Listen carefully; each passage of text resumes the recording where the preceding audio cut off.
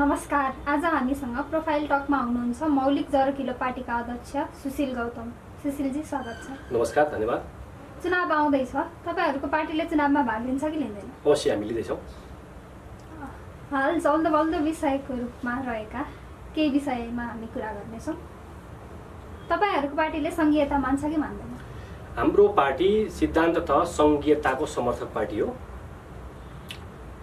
अहिले जुन नेपालको जुन संघीयता बनाइएको छ, यो रेखाङ्कन गरिएको छ, यसमा थुप्रै गडबडीहरू छ। तर मौलिक जरकिलो पार्टीले संविधानको पुनर्लेखन गर्ने एजेन्डा राखेको हुँदा जुन बेलामा पुनर्लेखन गर्ने अवस्था आउनेछ, त्यो बेलामा हामी अहिले वर्तमान संघीयता खारेज गरेर नेपालको मौलिक किसिमको संघीयता लागू गर्नेछौँ। भनेपछि तपाईहरु अहिलेको संघीयता कायम राख्न चाहनुहुन्छ? अब अहिलेको संघीयतामा ठुलो समस्या छ। हेर्नुस्, जुन बेलामा नेपालमा अहिले संघीयता, अहिलेको जुन संघीय संरचना बनाइयो, त्यो बेलामा केही नेताहरू, असफल कुपात्रहरू, तिनको लहरको कारणले गर्दाखेरि अहिलेको संघीयता बनेको थियो। कुनै ठाउँमा जिल्लाकै आधारमा सीमाङ्कन बनाइएको छ, कुनै ठाउँमा जिल्लै टुक्राइएको छ। मध्य प्रदेशमा हेर्ने हो भनेदेखि न हिमाल छ न पहाड छ, त्यसै लुम्बिनीमा हेर्ने हो भने हिमाल छैन। यदि नेपाल चाहिँ हिमाल पहाड तराई मिलेर बनेको हो भने नेपालका हरेक प्रदेश हिमाल पहाड तराई मिलेरै हुनुपर्छ। त्यही भएर हामीले चाहिँ 3+1 संघीयता भन्छौँ। नेपालको मौलिक संघीय ढाँचा चाहिँ कस्तो हुन्छ भने हिमाल पहाड र तराई मिलेको र यो पानी ढलोमा आधारित, पानी ढलेको नि यो वाटर सेड सिस्टम भन्छ। यो वाटर सेड सिस्टमले चाहिँ के गरेको छ भने सतहमा र सतहभन्दा मुनि दुवै किसिमबाट जुन पानीको हिमालबाट सुरु भएर बहाव छ, सतहमाथिको बहाव र तलपनिको बहाव, दुईटै बहाव भएको हुन्छ। त्यो बहावले चाहिँ एउटा प्राकृतिक प्रणाली बनाएको हुन्छ। यो जुन अगाडि नै बनिरहेको प्राकृतिक प्रणालीलाई हामीले प्रशासनिक प्रणालीमा जोडेर त्यसलाई संघीय संरचनामा लानेछौँ। त्यही भएर नेपालमा 3 ठुला नदी छन्, 3 ठुला प्राकृतिक प्रणालीहरू छन्। एउटा कोशी, अर्को कर्णाली, अर्को गण्डकी। यो 3 ठुला नदीको आधारमा 3वटा प्रदेश र +1 भनेको राजधानी प्रदेश 1 भनेर हामीले 3+1 को संघीयतामा हामी जानेवाला छौँ। त्यो चाहिँ नेपालको मौलिक संघीय ढाँचा हुनेछ। तर संघीयता त धेरै खर्चिलो हुन्छ भनिन्छ नि, त्यस्तो खर्चिलो व्यवस्था राख्नु त? अब हेर्नुहोस्, नेपालमा संघीयता मात्रै होइन, खर्चिलो व्यवस्था त नेपालमा धेरै चिजहरू छन्।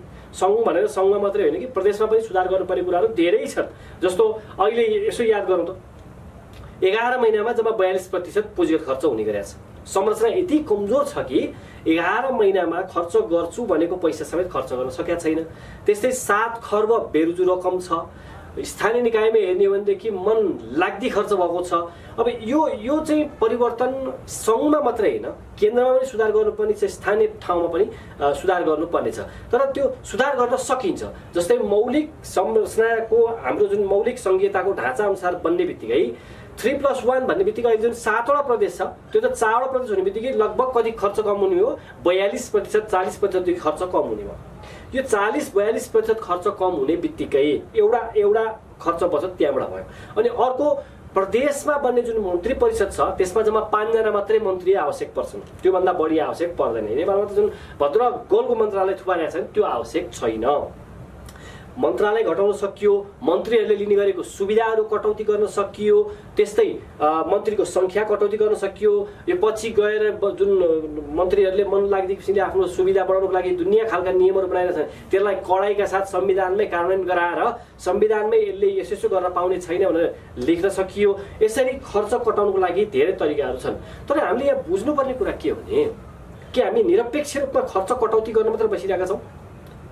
नेपालमा सबै राजनीतिक दलहरूले खर्च कटौती गर्न मात्रै बस्ने हो त?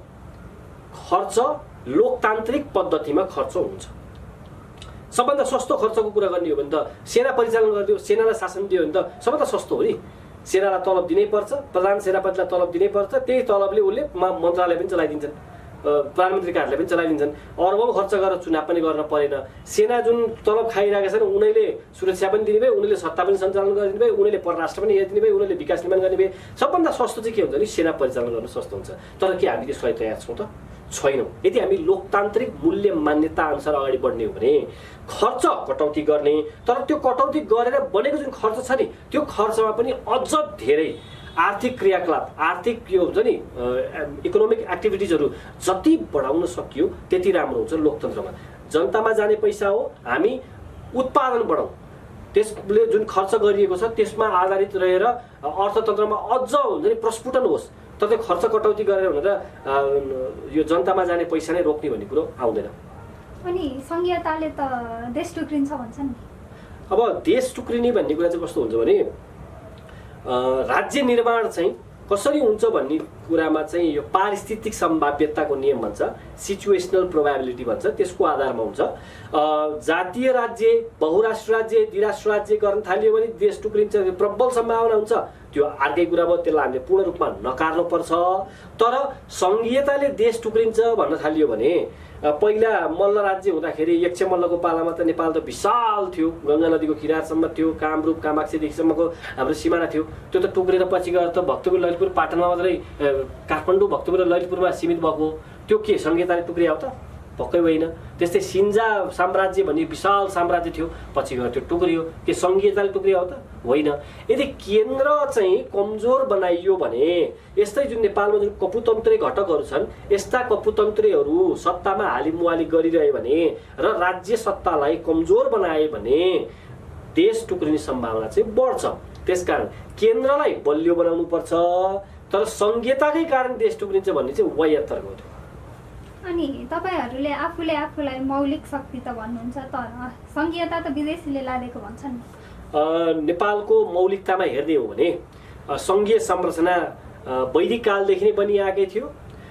पछिल्लो समय हेर्ने हो नेपालको पुनः एकीकरण भइसकेपछि श्री 5 बडा महाराज पृथ्वीनारायण शाहले पूर्वमा किपट प्रथा दिएको, त्यहाँ देवानी अधिकार प्रत्यायोजन गरिएको थियो, त्यो पनि एउटा सङ्घीयताको रूप थियो। नेपालमा राजतन्त्र हुँदाखेरि पनि सल्यानका राजा, जाजरकोटका राजा, बझाङका राजा, मुस्ताङका राजा गरेर 4वटा राजा तल राखिएर केन्द्रमा एउटा राजा राखिएको थियो र त्यो 4वटा राजालाई देवानी अधिकार प्रत्यायोजन गरिएको थियो। यदि राजतन्त्र अथवा नेपालको मौलिकता अथवा पूर्वीय दर्शनमा अथवा हाम्रो आफ्नोमा चाहिँ सङ्घीयता भन्ने नै थिएन भन्ने हो भने नेपालमा राजतन्त्र हुँदाखेरि किन त्यसरी तल बडा महाराज धिराज बन्नको लागि तल 4वटा राजाहरू किन राखियो त? त्यो के थियो भने विकेन्द्रीकरणको सिद्धान्त चाहिँ नेपालमा परापूर्वकालदेखि चलिआएको थियो।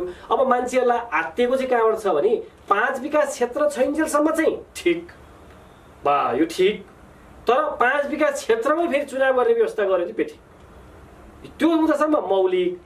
तर चुनाव गर्ने व्यवस्था आएपछि फेरि यो मौलिक होइन, विदेशीले लादेको भने हो। अहिलेको जुन सङ्घीयता छ, यो जुन रेखाङ्कन भएको छ, त्यसमा त विदेशीको नुन खाका प्यादाहरूले, यी कुपात्रहरूले, कपुतन्त्रका घटकहरूले, असफल पात्रहरूको त्यो लहरको कारणले गर्दाखेरि बनेको हो, यसमा दुई मत छैन। तर सङ्घीयता भन्ने जुन थियोरिटिकल, जुन सैद्धान्तिक रूपमै छ नि, त्यो चाहिँ नेपालको मौलिकतामै छ र त्यो मौलिकतामै रहेको सङ्घीयताको जुन मूल मर्म छ नि, त्यो भनेको 3+1 मा हामी कार्यान्वयन गरेर लागू गर्नेछौँ। ल अब हामी धर्मनिरपेक्षताको सवालमा जाउँ। तपाईँहरू धर्मनिरपेक्षता मान्नुहुन्छ कि मान्नुहुन्न? हामी यो धर्मनिरपेक्षता भन्ने मान्दैनौँ, यो वाहियात तर्क हो। किन मान्नुहुन्न? यो त सबै धर्मलाई बराबर भन्ने होइन र? यो गलत बुझाइयो। सबै धर्मलाई बराबर भन्नको लागि धर्मनिरपेक्षता भन्ने चाहिँ यो नेपालमा जुन हौवा पिटाइएको छ, त्यो चाहिँ धर्म परिवर्तन गर्नका लागि उचालिएका केही पात्रहरूले चलाएका यो प्रचारबाजी मात्रै हुन्। यसको पछाडि जाने हो भने धर्मनिरपेक्षता भन्ने नेपालमा कसरी आयो भन्दा यसको यो जुन युरोपमा के भयो भने क्याथोलिक र प्रोटेस्टेन्टहरू यति युद्ध गर्थे। क्याथोलिक राजा पनि प्रोटेस्टेन्टलाई सिध्याइदिने, जनताहरू सबै प्रोटेस्टेन्टलाई सिध्याइदिने, प्रोटेस्टेन्ट राजा छ नि क्याथोलिकलाई सिध्याइदिने, त्यसरी त्यहाँ लड्ने गर्थे। अनि त्यसरी लड्दा त्यो जहिले पनि अशान्ति भइसकेपछि के भयो भने ल separation of estate and church भनियो। त्यो चाहिँ के भने चर्चको काम, यो धर्म संस्कृति परम्परा स्वर्ग लगायतको काम गर्नलाई चाहिँ चर्चको अधिकारको क्षेत्र, त्यसपछि पोपको हुने भयो। अनि राज्य सुशासन प्रशासन लगायतको क्षेत्र चाहिँ राजाको हुने भयो भनेर separation of estate and church भनेर गरेको थियो। त्योभन्दा अगाडि केसम्म हुन्थ्यो भने शिक्षा पनि चर्चले पढाउँथ्यो, अर्थतन्त्र चर्चले नियन्त्रण गर्थ्यो, राज्य समेत राजालाई आदेश दिन्थ्यो कि कुन कुन राज्य जितेर ल्याऊ तिमीले, चर्चको मातहतमा ल्याऊ भनेर पापल बुल भनिन्थ्यो, त्यो समेत जारी गरिदिन्थे क्या। अब त्यस्तो अवस्थामा उनीहरूले के गरे भने separation of estate and church गरे, चर्च र राज्यलाई छुट्याएर छुट्टै गर्ने भन्नेतिर अगाडि गए। त्यसलाई चाहिँ यदि नेपालमा डाइरेक्ट ट्रान्सलेसन गर्ने हो भने पन्थनिरपेक्षता भन्नुपर्ने हुन्छ, यो धर्मनिरपेक्षता भनेको होइन। धर्मनिरपेक्ष भन्ने कुरो कुनै पनि यो संसारमा कुनै पनि चिज धर्मबाट निरपेक्ष रहन सक्दैन। त्यसो भए तपाईहरु चाहिँ धर्मनिरपेक्षताको सट्टा के लेख्नुहुन्छ? हिन्दू राष्ट्र? होइन, अब यसमा म पछाडिको कुरा कम्प्लिट गरेर लाउँछु। जस्तो सूर्यको धर्म के हो भने ताप दिनु, प्रकाश दिनु। सूर्यले आफ्नो धर्मबाट निरपेक्ष भएर ताप दिन मन लगाइदियोस्, नदिन मन नदियोस् भन्ने हुन्छ त? हुँदैन। ठिक त्यस्तै गरी धर्मनिरपेक्षता भने पनि त्यो गलत हो। यदि त्यहाँ कसैले भन्न खोजेको पन्थ निरपेक्षता हुनुपर्छ नेपालमा भनिएको छ भनेदेखि नेपालमा पहिलेदेखि भइरहेको थियो। ऋषि सत्ता र राजसत्ता भनेर नेपालमा पहिलेदेखि नै छुट्टा छुट्टै गर्ने व्यवस्था त पहिले चलिआएको थियो। न कहिले पशुपतिको पुजारीले गएर प्रधानमन्त्रीको पद दाबी गरेका छन्, न कहिले बौद्ध गुम्बाको लामाले गएर प्रधानमन्त्री अथवा राष्ट्रपतिको पद दाबी गरेका छन् भने नेपालमा यो खालको समस्या कहिले पनि थिएन। हुँदै नभएको समस्या छ भन्ने देखाएर नेपालमा धर्म परिवर्तनलाई प्रवर्धन गर्नको लागि चाहिँ यो अहिले धर्मनिरपेक्षता लानेको हो। नेपालको सनातन वैदिक हिन्दू बौद्ध बोन जैन किराँत लगायतको जुन प्रकृति पूजक लगायतका जुन नेपालका मौलिक धार्मिक सम्प्रदाय छ, ती मौलिक धार्मिक सम्प्रदाय चाहिँ सनातनी धर्म संस्कृति भनेर चिनिन्छ। ती सनातनी धर्म संस्कृतिलाई नेपालको संविधानमै लिपिबद्ध गर्नु चाहिँ नेपालको मौलिकतालाई आत्मसात गरे हो। त्यही भएर मौलिक जर्गुल पार्टीले चाहिँ के गर्नेवाला छ भने संविधानमै सनातन धर्म सापेक्ष राष्ट्र नेपाल भनिन्छ। यो कुनै एउटालाई मात्रै टपक्क टिपेर काखी च्याप्न खोजेको होइन। नेपालका हिन्दू बौद्ध बोन जैन किराँत लगायतको यो प्रकृति पूजक नेपालका मौलिक धर्म संस्कृति भनौँ न, तिनलाई चाहिँ संविधानमा लिपिबद्ध गरेर तिनीहरूको संरक्षण प्रवर्धन र विकास गर्नको लागि प्रस्तावना, राज्यको मार्ग निर्देशक सिद्धान्त र मौलिक हकको खण्डमा यिनीहरूलाई लिपिबद्ध गर्नेछ। ल अब चाहिँ हामी आजको अन्तिम विषय राजतन्त्रतर्फ लागौँ। तपाईहरु राजावादी शक्ति हो कि गणतन्त्रवादी? अब नेपालमा अहिले राजावादी र गणतन्त्रवादी भनेर ठुलै किताकाट भइरहेको छ। यहाँ यसरी बुझौँ, हामीले जब नेपालमा गणतन्त्र घोषणा गरियो त्यो बेलामा थुप्रै यो प्रावधानहरू मिचिएका छन्, प्रक्रिया पुरा गरिएका छैनन्, रातारात गणतन्त्र घोषणा गरियो भन्ने एक खालको मानिसहरूको चित्त दुखाइ छ। अनि अर्को खालको चाहिँ के छ भने फेरि अहिले त नेपालमा गणतन्त्र भएको त यथार्थ हो नि, नेपालमा त गणतन्त्र छ अहिले होइन, तर पटक पटक आन्दोलन पनि भइरहेको छ भने मौलिक जर्गुल पार्टीले के भनिरहेको छ भने यदि नेपालमा 2062-63 आन्दोलन भयो, गणतन्त्र आयो, फेरि अर्को 10-15 वर्षपछि आन्दोलन गर्ने, फेरि राजतन्त्र ल्याउने, फेरि 10-15 वर्षपछि आन्दोलन गर्ने, फेरि गणतन्त्र ल्याउने गर्ने हो भने नेपाली जनता सधैँ एउटै आन्दोलनमा रहिरहन्छन् कि प्रश्न एउटै रहन्छ, राजा राख्ने कि राजा नराख्ने। त्यही भएर मौलिक जर्गुल पार्टीले अध्ययन गर्दा के देखियो भने एउटा अथर्ववेदमा भौज्य, साम्राज्य, पारमेष्ट्य, वैराज्य, द्विराज्य, महापत्य, अधिपत्य लगायतका यो विविध, कहिले 12वटा भन्छन्, कसैले 8वटा भन्छन्, विविध राज्यका प्रकारहरू चलेका थिए। वैदिक ग्रन्थ हेर्ने हो भने यदि यो पूर्वीय दर्शनका अध्येताहरू पश्चिमबाटै आएर पनि पूर्वीय दर्शनको अध्ययन गर्नेहरू कस्तो भन्छन् भने जस्तै डेभिड फलेकै कुरा सुनियो भने यो पूर्वीय दर्शनमा चाहिँ गणतन्त्र व्यवस्था पनि थियो, राजतन्त्र भएको व्यवस्था पनि थियो भन्ने पनि छ। भने अब मौलिक जर्गुल पार्टीले नेपालको मौलिक शक्ति भएको हुँदा अथर्ववेदमा गणतन्त्र भएको पनि व्यवस्था थियो, नेपालमा यो के अरे राजतन्त्र भएको व्यवस्था पनि थियो भने आज नेपालमा जुन गणतन्त्र छ र यो प्रतिको जुन चित्त दुखाइ छ त्यो विरुद्ध आन्दोलन गरेर राजा ल्याउँछु भन्ने होइन कि जब नेपालमा राज्य राष्ट्र सिद्धान्त अनुसार चल्छ, जब नेपालको मौलिक अर्थतन्त्र चल्न थाल्छ र आफ्नै नेपालको मौलिक शिक्षा प्रणाली हुन थाल्छ, त्यसपछि चाहिँ मौलिक जर्गुल पार्टीले राजा चाहिन्छ अथवा राजा चाहिँदैन अथवा नेपालमा कस्तो खालको शासकीय स्वरूप आवश्यक पर्छ भनेर जनमत संग्रहद्वारा यो प्रश्नको टुङ्ग्याउने निर्णय गरेको छ। आज धेरैले सोध्छन् तपाईहरु राजावादी शक्ति हो कि गणतन्त्रवादी शक्ति हो भन्नु। यसो हेर्नु त, राजा हुँदाखेरि पनि नेपालबाट 1500 जना युवाहरू विदेश जाने गरेका थिए। अहिले गणतन्त्र छ, 1500 जना युवाहरू जाने गरेका छन्। राजा हुँदाखेरि पनि नेपालमा मेकालेले बनाएको शिक्षा नेपालमा चलिआएको थियो, अहिले गणतन्त्र हुँदा पनि मेकालेकै शिक्षा छ।